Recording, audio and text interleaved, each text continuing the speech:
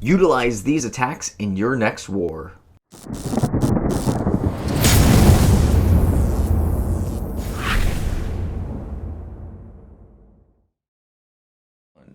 What's shaking, guys? It's Feldy bringing you another Clash of Clans video, and today we have got our Clan War League best attacks from our farm clan. Now, these farm clans are always going to be slightly odd. I don't know how they match up compared to your clan wars, but we do have quite the number of really interesting attacks. Now, I'm going to show you a variety of them. That way you can actually kind of see what is going on and how to attack. Now, Scandaliz came in and 3-starred, and I want to show you how she 3-starred a Town Hall 11 when she is a Town Hall 10. She did a Frozen Witch attack. So she puts down her witches, she throws down healers, and then she brings in her Wall Wrecker, and she is able to clean up. Now that eagle was pounding down on those witches, so you really have to be careful, and you really have to make sure that you freeze the eagle and freeze other I guess defenses that are going to really take out witches, which would be something like a single or a multi-target Inferno. That single target Inferno was just doing some work to get into the core. Obviously, she brings the rage. The queen was right there to help out. She drops that lovely freeze to not get that queen locked onto with that single target Inferno.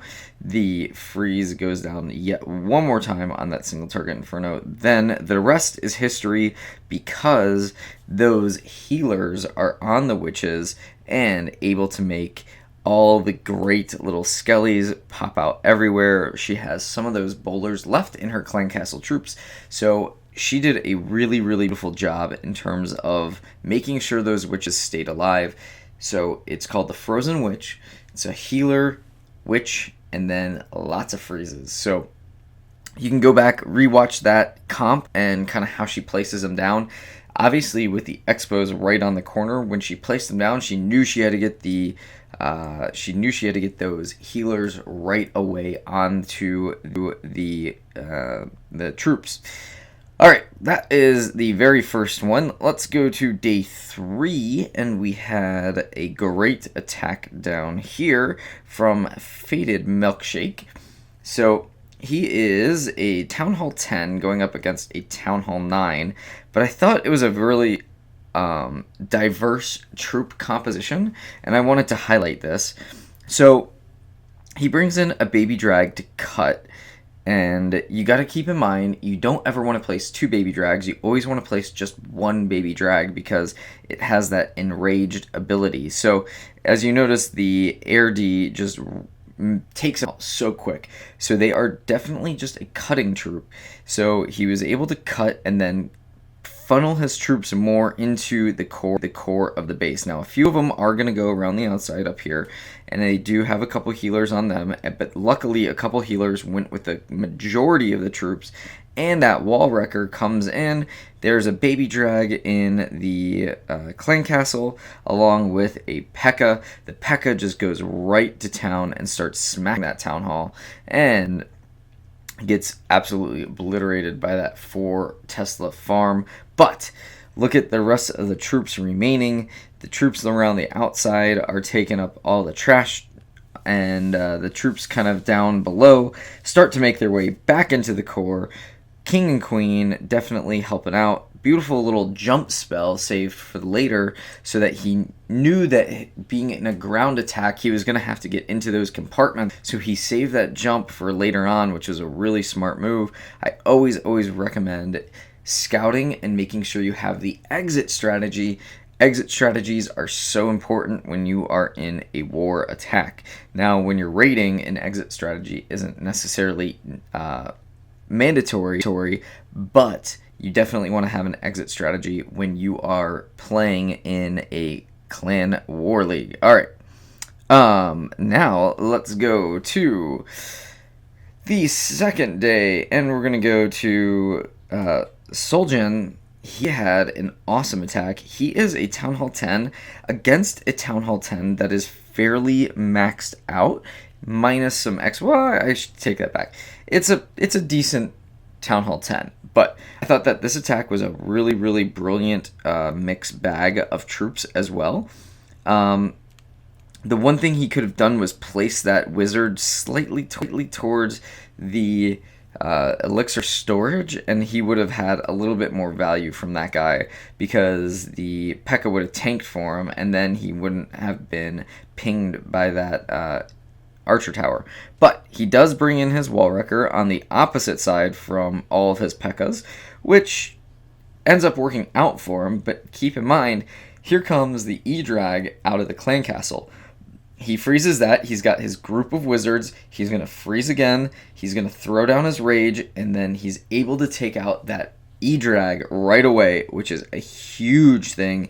Single target Infernos, not hard to deal with when you have a raged unit underneath it, because they will not actually deal that much damage when you have a cluster of troops there. So that raged Inferno was huge. Look at that last bowler bounce before he died, clearing out that Tesla. What luck that is. He has an exit strategy as well. He had his jump, but he also threw down his cleanup wizard over yonder. Still has his hero abilities. Still is cleaning up all the stuff around the outside. He probably is going to save the jump until the very end, where his heroes can't get it, but the P.E.K.K.A.s already are smashing everything inside, so he doesn't even need it. Swag jump right down on the side right there. Beautiful 3-star from Soulja. So yeah, awesome attack. Now, one last one for you guys, and then we are done with attacks. Let's see, we have number 11, Faded Milkshake yet again, coming in. And, oh wait, did I just show you that one? I just showed you that one. Did I show you all the ones that I wanted to show you? I think I did. I think I showed you every single attack that I just documented, but I didn't even think twice about it. We had a lot of really great attacks, you guys. I had number 1 on day, what was it? Let's see. In the second war, number 1. Yeah, here we go. I did not write this down, but yes, this is for sure one of the great attacks in the clan war. This is a Town Hall 11 taking out a Town Hall 12 from our buddy Ali Harris. And one of the things that you got to always keep in mind is you always need some kind of tank, right? So he throws down the Golem because there's so much right at that area of impact. And then he throws in his Valks. His Valks come in and start just cleaning up over here. And the Valks get underneath a... well, I thought they were going to get underneath a rage right over there, but the rage ends up going for all the bowlers, and I'm going to kind of zoom out. The Valks kind of just keep clustering through way down through the lower west side, and then all the core with that Warden's ability gets the hero ability for the aura, the Eternal Tome, so they get invisible for a few seconds. They're able to take out that core, gut that out, and then it's just crazy. It's just chaos. The last few little Valks come over here. Meanwhile, the rest of the Valks over here are cleaning up the outside. We've got the Queen and the Grand Warden's ability. We have a couple P.E.K.K.A.s yet. I mean, this was a complete and utter smash on his part. Look at that Warden helping with that wall. It's going to be too late for the Queen. The King and these P.E.K.K.A.s, though, are coming in. So it is for sure an amazing attack. Look at just that beautiful strategy. Mixed bag of troops. Who says you need just 1 or 2 troops to actually 3-star? You can have however many troops you need in order to 3-star base, as long as you scout it out and function properly. So check that out, Ali Harris. What a great 3-star. That was a huge 3-star, especially on day 2 when we had such a close battle. If you can see here, we had 31 to 26, and he just absolutely crushed it. That was awesome. Alright guys, that does it for today's great attacks from the farm. I'll be bringing you epic fails and my main clan loyalty rewarded clan best attacks and best fails from there as well later in the week.